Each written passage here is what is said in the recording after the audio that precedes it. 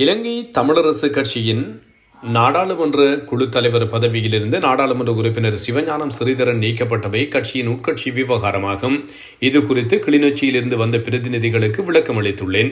இருப்பினும் இதனை முழுமையாக பகிரங்க வழியில் சொல்வதற்கு இது தருணமல்ல. தேவை ஏற்படும் பட்சத்தில் எதிர்காலத்தில் உண்மைகளை வெளிப்படுத்துவோம்.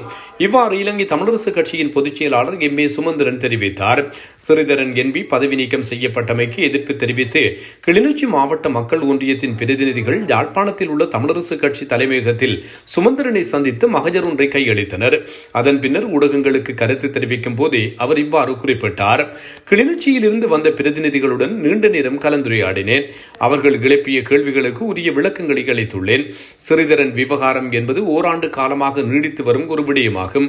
கட்சி அவருக்கு பல்வேறு சந்தர்ப்பங்களில் ஆலோசனைகளை வழங்கியிருந்தது. இறுதியாக வழங்கப்பட்ட அறிவுறுத்தல்களையும் அவர் பின்பற்றாத காரணத்தாலேயே அவரை நியமித்த அரசியல் குழு தற்போது அவரை அந்த பதவியிலிருந்து தற்காலிகமாக நீக்கியுள்ளது. தற்போது ஏற்பட்டுள்ள தற்காலிக ஏற்பாட்டின்படி நாடாளுமன்ற உறுப்பினர் சாணக்கியன் அந்த பதவியை பொறுப்பேற்பார். உண்மையில் அந்த பதவிக்குரிய பணிகளை இதுவரையில் அவரே முன்னெடுத்து வந்தார். இது ஏற்கனவே அரசியல் குழுவால் எடுக்கப்பட்ட தீர்மானமாகும்.